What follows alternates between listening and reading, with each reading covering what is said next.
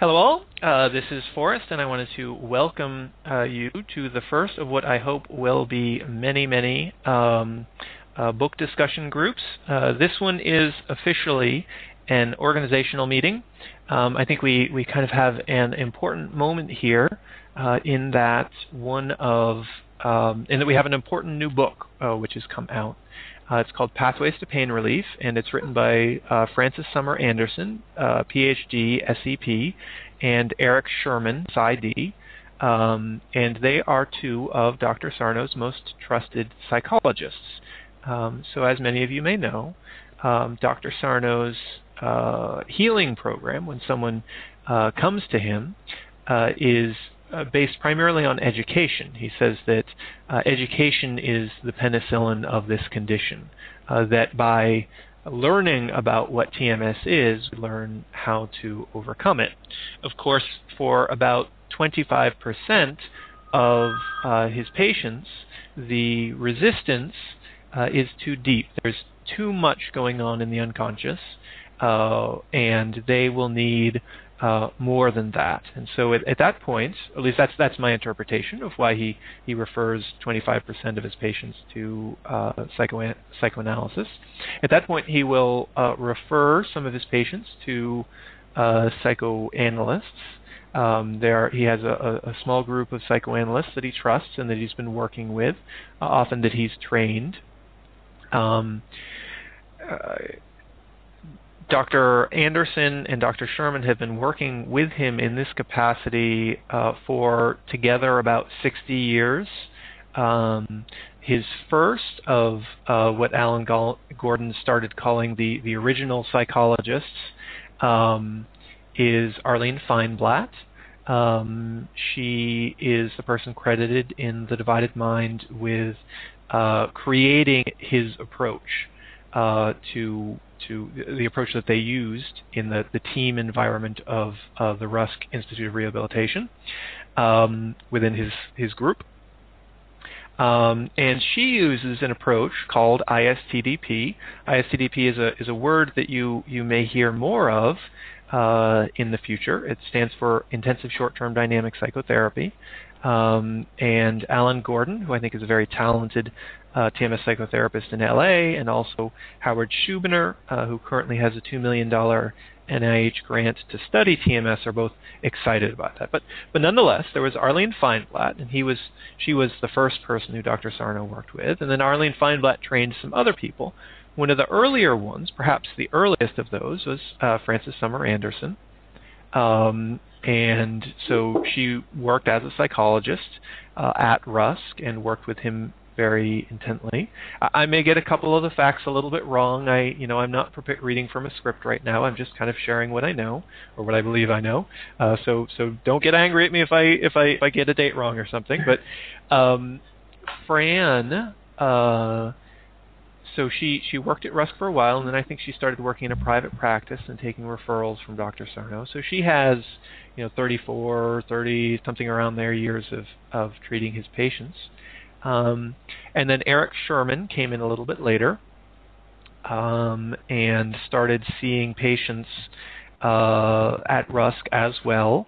I think that maybe both of them were trained by Arlene Feinblatt, or possibly Dr.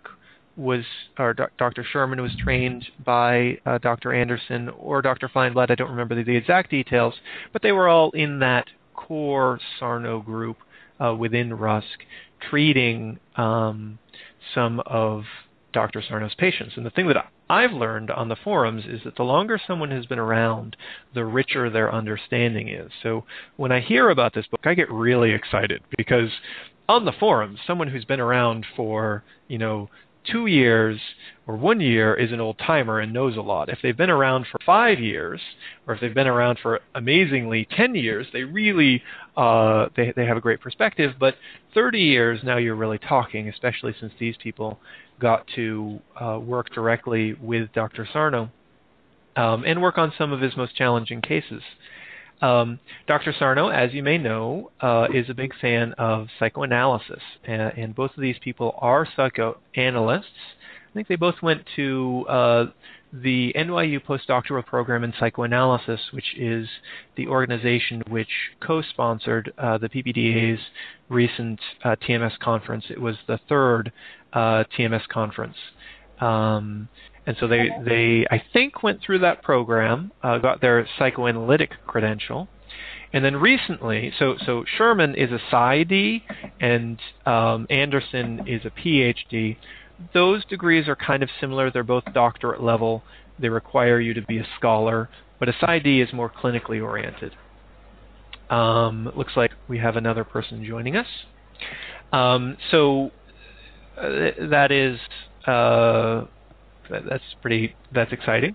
Dr. Anderson is, I think she's very attuned to the body, and she has two significant books that she has edited. At least one of them with Lou Aaron, who runs the NYU postdoc and is an important name in what I believe is called relational psychoanalysis, which is kind of a new and hot field of psychoanalysis. Her books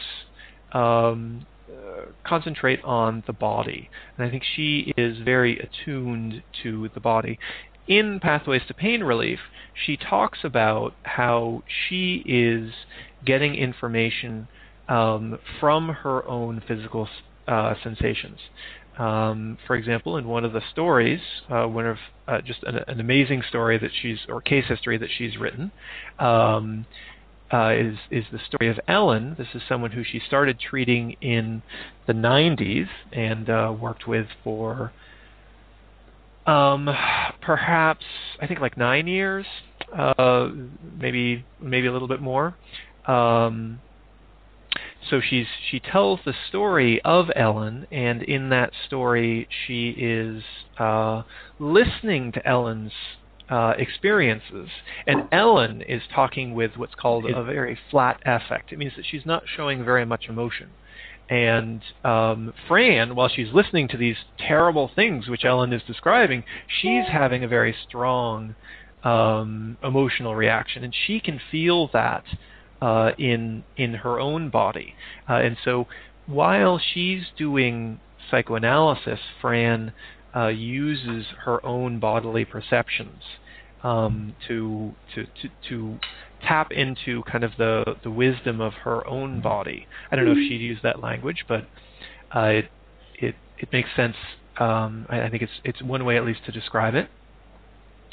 So that's so in addition to getting a PhD, Dr. Anderson, Sommer Anderson, has continued on to get a degree in somatic experiencing, which I think is another interesting approach to investigate. It's associated with Peter Levine, and the fourth of the main Sarno psychologists that I'm aware of. And when I say that, I'm referring to Alan Gordon's list. I know that there's at least one other person who he refers to, but the fourth one is Dr. Bob Evans, and he has very kindly donated a couple of essays about somatic experiencing to the TMS wiki, so you can get those. I'll share those whenever I post this audio if people are interested. So that is a little bit of background about their degrees, about the authors, a little bit about their backgrounds. I am very lucky to know both of these individuals pretty well. Back in 2009, Howard Schubner organized the first TMS conference. It was in Ann Arbor,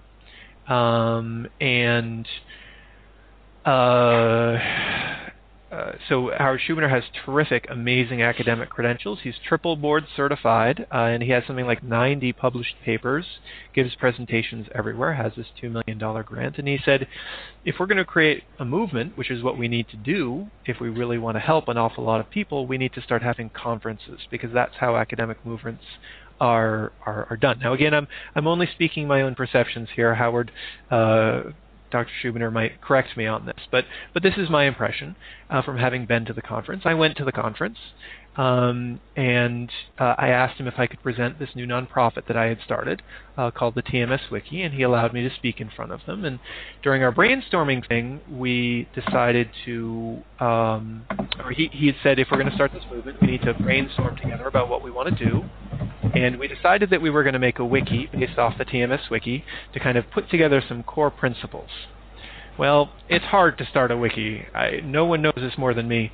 And so at a certain point I said, hey, the wiki isn't working. And I put out a little essay and I said, let's start a working group. So I started the working group, got together a bunch of people for a teleconference, and Alan Gordon helped me recruit Fran and Eric. And I've been meeting with them every 2 to 3 weeks ever since via teleconferences. So I know a little bit about their personalities. I feel close to both of them and have great respect for their talents. That's kind of how I know them. That organization, by the way, evolved over time. We first incorporated as the TMS Educational Working Group based on my original idea of a working group, and then at the Ann Arbor conference, they had said that we need a new term for TMS in order to reach a wider audience. And so we came up with the term psychophysiologic disorders, working with a PR consultant. We like that term because that's consistent with the terminology that Dr. Sarno would use as well, where he will talk about psychophysiologic reactions. Anyway, so that is the book, those are the authors, and how I personally know the authors. I'm indulging myself by allowing myself to talk an awful lot today because ostensibly this is because we're starting a discussion group about this book, and I'm the only one. Since this is the organizational meeting, I just wanted to make sure that everybody had some background, and that we were kind of on the same page. The book itself is available on Kindle. It's really easy to read online. It's only $12, which is amazingly expensive, and I think is a demonstration of how much they want to get their message out there. It starts with a foreword by Dr. Sarno. I thought that was very interesting. I enjoyed reading that very much. Some quotes that I loved from Dr. Sarno in the foreword were: "Is it liable to change? The current pain epidemic." He said, "Not as long as the epidemic continues to be a medical cash cow, and it is, with more entering the cattle business every day. Now, neuroscientists, yes indeed, are offering to cure chronic back pain with an incredible machine that will show you exactly what your brain is doing," and he refers to a New York Times article. And he explains how TMS works. He also shows how open-minded he is, where he says, "I'm prepared to alter the ideas to be set forth at any time, as long as it is acknowledged that their origin is psychosomatic." So, he recognizes, or to me, well, what do you guys think about that? I've been talking for a long time. It kind of gets boring to hear me talk. What do you guys think about that? I am prepared to alter the ideas to be set forth later on in his foreword, I think he's talking about, at any time, as long as it is acknowledged that their origin is psychosomatic. Bruce, do you have any thoughts on that? I know you are. Well, he's true to the scientific method. Isn't he? Yeah. I mean, so when I was publicizing this discussion group, I went on to a forum and I said, I went through a quote from the book, and it talked about, I mentioned repressed rage, and two people actually on the forum said, "Hey, we don't believe in repressed rage. We think that there's no scientific backing for that." And so I kind of want to point them out to that quote and say, well, Dr. Sarno is pretty open-minded. He's willing to let go of that assumption. What do other people think of that assumption, by the way? I'm just curious. Well, I had a question from having read only about 20% of the Kindle edition up to, I think, about page location 526. Okay. But I read Dr. Sarno's introduction, of course, but I noticed the differences that were listed, the differences that the authors talked about between Howard Schubner's theory and Dr. Sarno's theory. I wondered how they differed. How does Howard Schubner's theory about the physical chain of events leading up to TMS differ from Dr. Sarno's oxygen depth theory? That stood out on the page to me. Right. So that is an interesting thing, and I thought that the authors, Dr. Anderson and Dr. Sherman, handled that really, really well. Dr. Schubner is this research heavyweight. He's coming in and he's coming up with a new model. If we look at the classic Sarno model, he talks about neuropeptides, which are chemicals released in the brain, explored by Candace Pert in a book called Molecules of Emotion, and act essentially as hormones that go down into the body and cause certain blood vessels to constrict or to dilate, much as what happens when you blush. So when you blush, a hormone of some sort starts in your brain, or the pathway starts in your brain, and a hormone goes to your skin and causes blood vessels to get larger so that more blood rushes to the surface of your skin, and your skin turns red and heats up because blood is warm.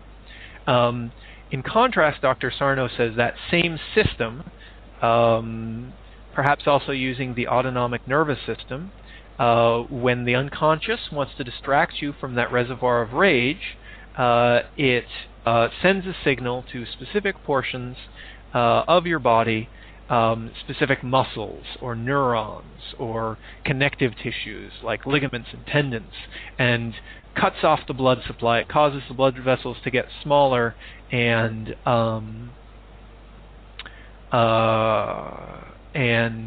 so there's less blood, which less blood means less oxygen supplying the muscle, nerve, or connective tissue, and less oxygen means pain. If you want to know what the pain from not enough oxygen means, think about a heart attack. Not a doctor here, but my understanding is that the pain of a heart attack has to do with your heart not getting enough oxygen. So it definitely can be exceedingly painful. So that's Dr. Sarno's mechanism that I think we're all fairly familiar with. Dr. Schubner comes in, and his book, Unlearn Your Pain, is all about learning. It's about nerve pathways. So for him, he's looking at studies where if you put someone with fibromyalgia into an MRI machine and then press down on their thumbnail, this is basically giving them a mild thumb screw, like the medieval torture device of a thumb screw. It's painful. If you put a person with fibromyalgia in there, their brain will light up much more than someone without fibromyalgia. Likewise, if you put someone with back pain in, now why would a person with back pain, I think, if you're asking me about a specific study, I'd have to check my sources, but why would someone with back pain have a thumb which is really sensitive to pressure and causes a lot of pain? And so the idea that Schubner will say is that fibromyalgia and other forms of TMS or PPD, choose your term, are where you have where your nervous system is highly sensitized.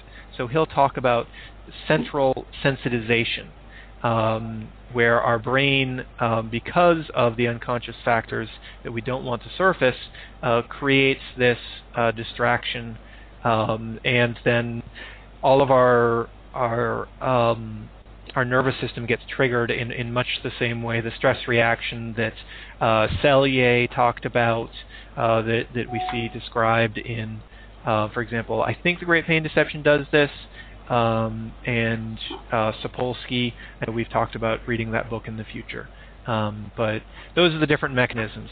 Sarno is about these hormone-like neuropeptides causing blood vessels to clench, not enough oxygen. You can call that either ischemia or hypoxia, whereas Schubiner is about learned nerve pathways.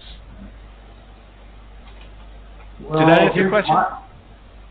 Yeah, but what I noticed from my own experience with TMS is that the cramps I get at the back of my calf with TMS are exactly in the same location as the cramps I got in the back of my calf when my heel was open 20 years ago. As if there's some kind of learned nerve pathway being activated. Yeah. And that ties in with that heart trauma etiology. Well, I mean, if you go to the conferences and read and watch Dr. Schubiner's presentations, it's clear that he has really mastered the literature, that he cares deeply about this. He's immersed himself in it. He's credible enough that he's been able to get the government to give him $2 million to explore TMS. I think that during the study, at least during his pilot study, he told me that the book that he gave them for the educational component of the TMS treatment was actually Mind Body Prescription by Dr. Sarno. And so he's got a good theory, and I think that's interesting when you look at Dr. Sherman and Dr. Anderson. They say, hey, this is a good theory, and hey, we understand that it's. If I remember this passage, I'd have to go back. If you can tell me the location in Kindle, I'll find it quickly. But they say, well, there's some opening on this.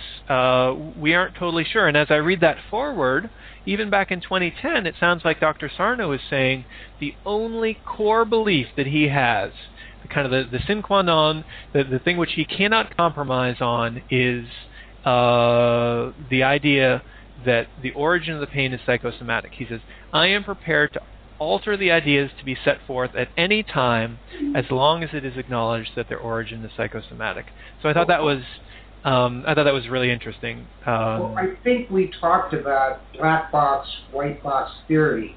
Exactly, yes. And Sarno doesn't care exactly how the black box operates, right? What's inside of it. Is that it exists in the first place. Exactly. Exactly. So I'm gonna interrupt you briefly, but I want you to continue afterwards, just to say that that Bruce and I have been on these discussions before. We're turning on our webcams now so we can see each other to kind of continue our previous discussion. I'm hoping to have a big series of these because I love talking with Bruce. And so we talked previously last week about this idea of a black box, white box, and I believe that this is the right way to think about, for us TMSers to think about the mechanisms. I think that inherently we want to know what's going on. And I think that if we have a genuine intellectual curiosity like Bruce do, it's great that we have a genuine intellectual curiosity, that we want to figure these things out, that we want to learn about the neuropeptides, that we want to learn about the learn nerve pathways. But fundamentally, to heal, I think the most important thing, the thing which can't be compromised on, is simply that you understand that it is TMS, and that, as Dr. Sarno says, you acknowledge that the origin is psychosomatic. I think that's the most important thing, personally. Other people might disagree, and that's fine. They're absolutely welcome to disagree, but that's how I see it. Well, a lot of people would just like to be able to take a pill and have it go away. To overly simplify it. Isn't that true? Yeah. Or get a vaccination. Yep. But it isn't that simple. I noticed on page location 526 in the Kindle, I'm not familiar with the architectonics, that Anderson and Sherman talk about, I think, 3 different etiologies regarding the origin. Could you read it out loud for people who are listening? With respect to etiology, etiology means causation. Yeah, physiological pain disorders are not homogeneous entities. One size does not fit all. This is what came as a surprise to me reading Sherman and Anderson.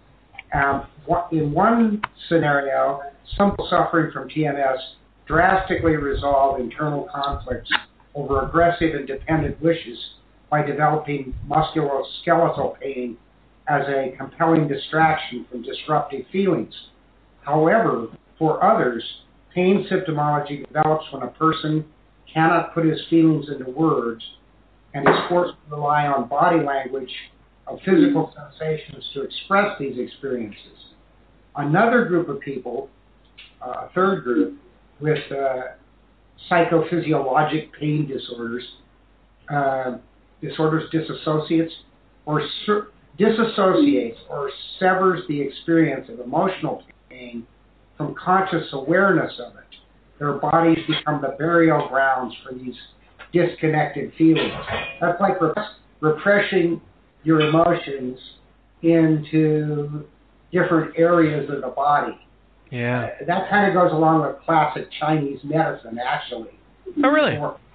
Yeah, sure. Where you're out of balance and you're using your body which is your mind in mind-body theory, as a dumping ground for all of this repressed emotionality. And they have a whole system where different areas are indicative of different kinds of repression and imbalance. Like when your shoulder hurts, you've taken a burden on.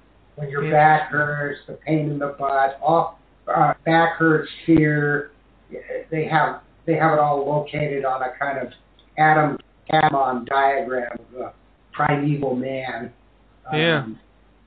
But they've been around a while at it too, 4,000 years of empirical data coming into that system. Right, and deep intuition. Interesting when this third one was interesting to me. Yeah. But I realized one size does not fit all. That was a very important revelation to me in this book. That stood out on the page.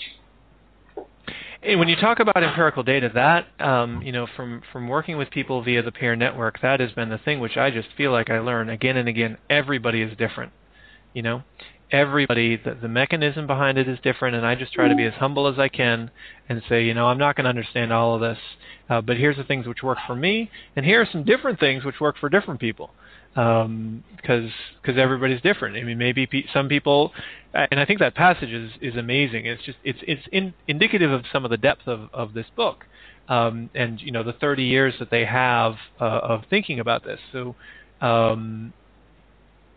Yeah, so it's got that distraction theory in the first sentence, a compelling distraction for the disruptive feelings.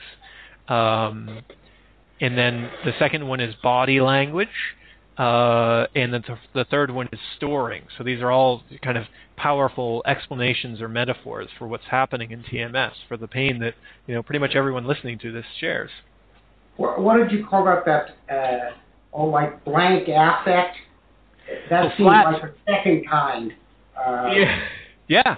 That's what Alan Gordon noticed in the description on that webinar we had with him, where the one woman I think was explaining her problems with a kind of a blank affect, and he picked up on that. Yeah.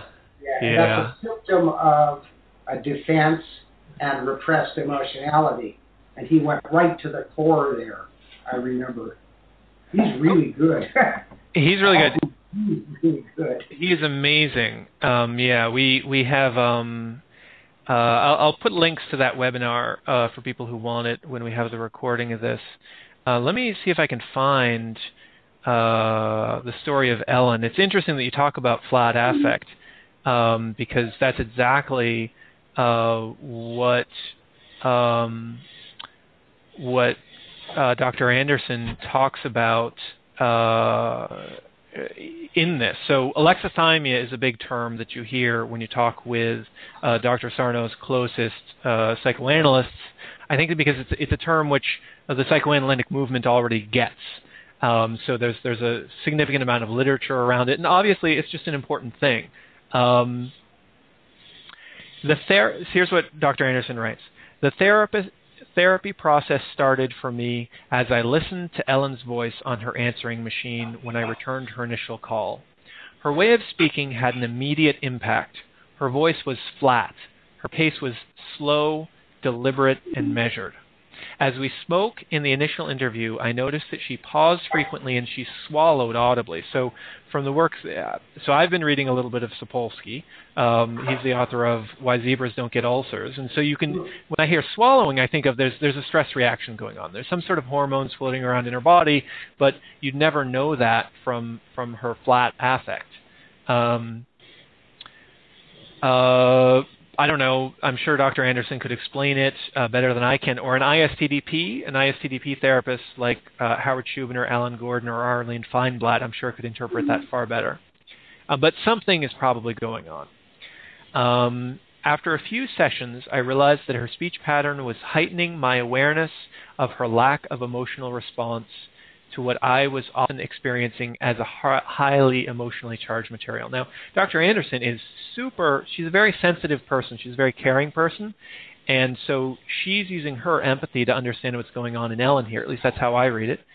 And then Dr. Anderson, is able to get those sensations from her own body and figure out what's going on in Dr. Anderson's body. So she says, the very next sentence is, I often felt tense at these times in her own body, recognizing stirrings of anger or outrage or disappointment that I, the therapist, could not express as Ellen described various interpersonal situations that had turned out badly for her. So in some sense, like those three things that you identified earlier, Bruce, this was an example of how I guess in the second one, people are using the body to express their emotions because they're too alexithymic. They can't express those emotions themselves. In the Ellen story, I think, and I'd have to reread it, I think that that Ellen actually used Fran to express her emotions for her. That Ellen needed Fran to kind of contain her emotions for her. You know, there was stuff in her past that was too overpowering, and it made her current experiences and what she was describing too overpowering, and she needed to essentially put that onto Fran. And so just as in that second thing that you identified, the body is the thing which is doing the expression which the psyche can't express. Here, I think with Ellen, maybe Fran Anderson was doing the expression that the body, that Ellen's psyche couldn't express. By the way, before I go on, I just have to say, alexithymia just means people who aren't in touch with their emotions. The etymology is a, meaning no, lex, meaning words, and thymia, meaning feeling. So no words for feelings. They can't express their feelings because they're not in touch with them. Sorry. That's a defensive posture at work when you machine out in a project, too. You just become a robot. Yeah. And that insulates you from not liking to do it and not getting along with your colleagues and all of this sort of stuff. Yeah. You just machine out, you go on autopilot. You kind of go on dead. You go flat. Yeah, exactly. It's like a strategy. Well, a novelist, too, who adopts a certain style, a fictional style to distance himself from his feelings that are underlying the fiction process, too. The uses of style as a defense for the author. So the author doesn't... stuff below the surface. Excellent. Well, I'm a literary type, and you're a math type. I know. I'm a little bit different. I think you. Does anybody else have any questions? These were just the two that occurred to me. I need to get to Ellen's story, incidentally. That's where I'm at. I've been racing ahead. You are an amazing reader, Bruce. So you race ahead. We had another thread in the forum saying, "Oh my gosh, YB44 and JNA said, how do you guys do all of this reading?" And I think one thing we do need to do with this do here is keep the pace relatively slow so that a wider audience can participate. Again, this is just an organizational meeting. We're talking a little bit because it's interesting, and to give people a flavor of the book. But it'll be chapter by chapter. I'm thinking that by next week we'll probably just want to maybe cover the first section. I do notice from my administrators panel that many people have, of their own volition, have muted when they've used the software to connect. They've muted themselves. That's really appreciated.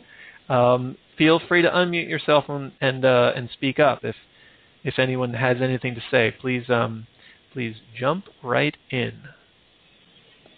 Does anyone have anything they want to add? You can also, by the way, mention it in the chat room. So simultaneously, in addition to having our audio chat or our audio call, we're also having a pure text chat. And when you hear the word text chat, it is it's just like a chat room, like you might have heard about on the internet, where people can type in. And some people are kind of chatting away in the chat room at the same time that we're talking. But if you guys have something you want to say and maybe feel a little bit shy, you're always welcome to type it in on the chat room, and I can read it out. If you just put the word anon at the beginning, then I won't say who said it. But we're all behind the usernames, so that may add a little bit of comfort to that. Okay, it looks like we have someone who wants to jump in. Do you want to just unmute yourself, or should I? I'm going to unmute you. If you don't want to say anything, just don't open your mouth. If you want me to read it out for you, just say it yourself. Hello? Hello, yes. Hello, yes. Well, I'm here for the first time. I can speak English very well, but I try to understand everything. Oh, could you speak a little bit more loudly? I'm having a lot of difficulty, and I hear someone else is turning up their volume. Well, I'm here for the first time. I can speak English, but not very well. I try very hard to understand everything that you're speaking. I've read some of the books of Dr. Sarno, and I am the case. I am his case. I want to say that I have some problems, and I know that they are emotional. And I always knew that they were emotional even before I have read the books of Dr. Sarno. Very wise of you. I'm not wise. I know. I was always very emotional. And what I want to say that just knowing that this is the reason for my problems, solve my problems. So I don't know what is the next step. If you can give me some advice, which is the next step that I should make in order to So maybe we can actually get Ken in here. Ken has, as I mentioned, the more experienced people have, the better. You said that knowing about the problem hasn't solved your problem. Is that what you were saying? Yes. Do you mind if I use the first name that you registered with? Yes, of course. You can. Okay, so this is Din. Ken, do you want to take that, Din, or should I? You hear me? Yep, sure can. Okay, because I'm not sure if I'm muted or not. You are not, but let me introduce you first. So this is Ken Malloy. We are very lucky to have him on board today. We're a small and a tight community. Ken is...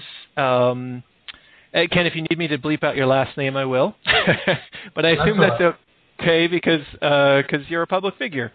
And I think you use it on your website. Well, the thing is, the most important thing is that I'm a former patient of Dr. Sarno, and I was treated directly by him, and that's the most important thing for people to know.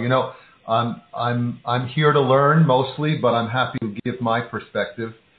You want to say more about me, for us? Well, sure. It's just Ken is the guy who runs, I think it's healingbackpain.com, and he's produced a DVD of Dr. Sarno giving his lecture.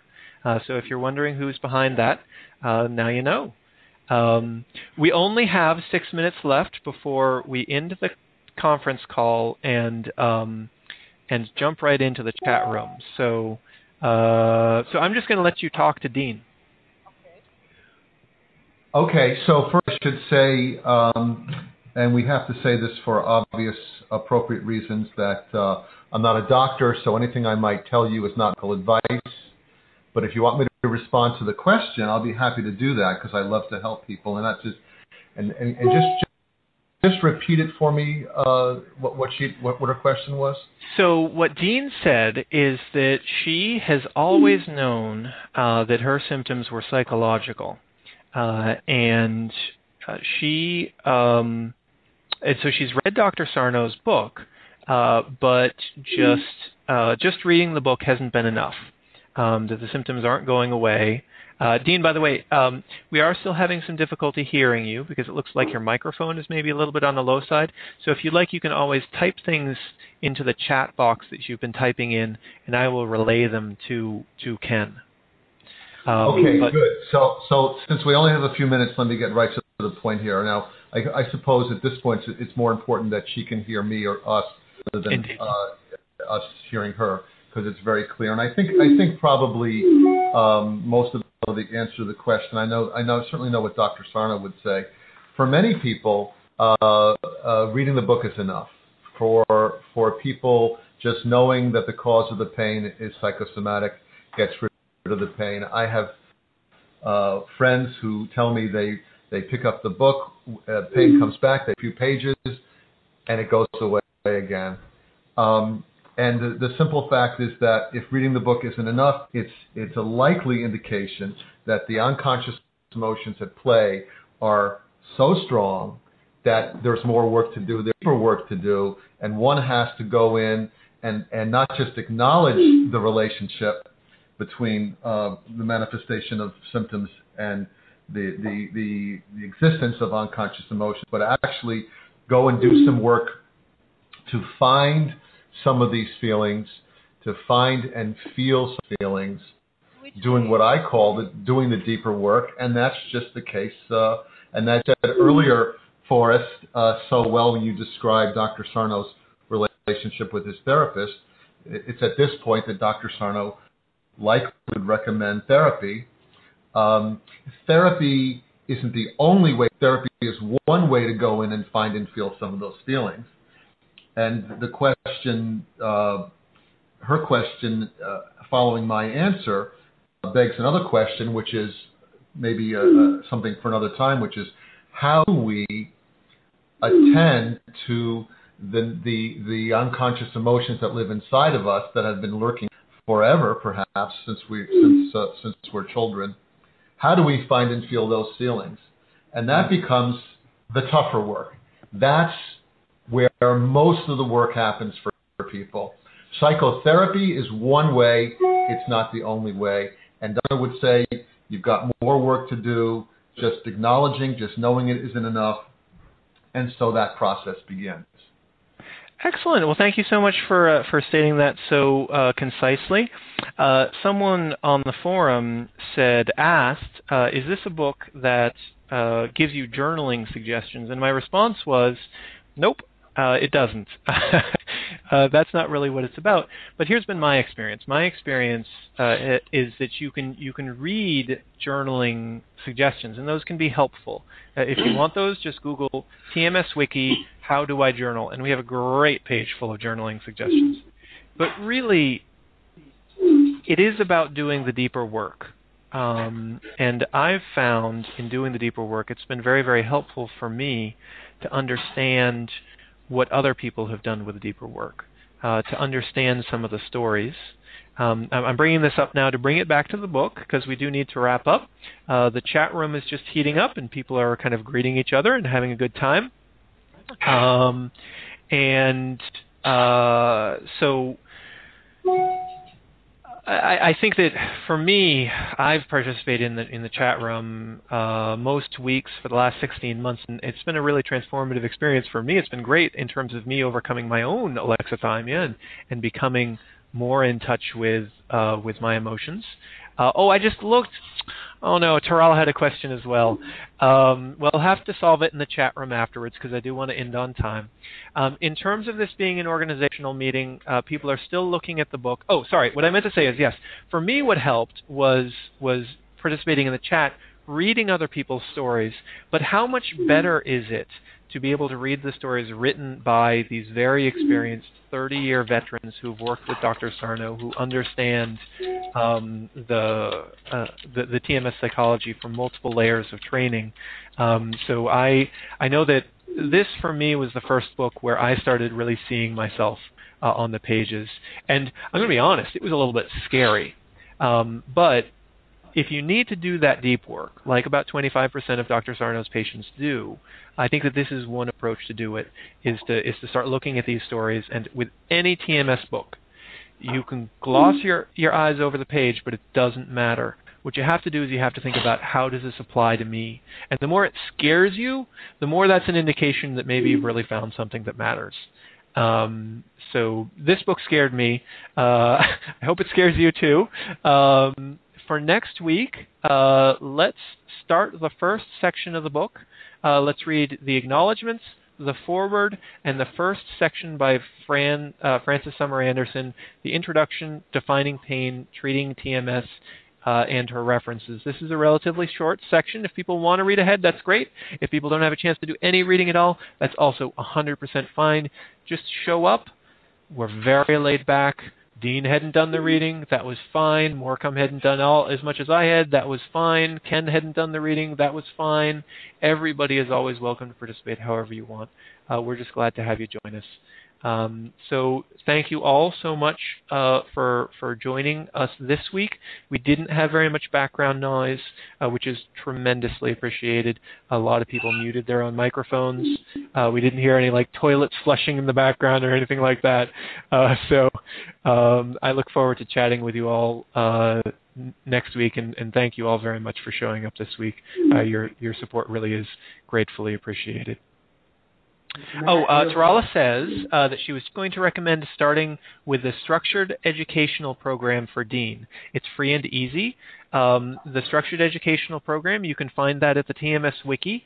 You just go to tmswiki.org. Jan says the entire wiki is a place to start, tmswiki.org.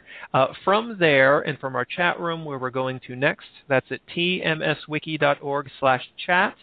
You can find links to the structured program and everything else. Hope to see you there. I'm sure we're going to have a great discussion. Talk to you all next week. Okay, bye.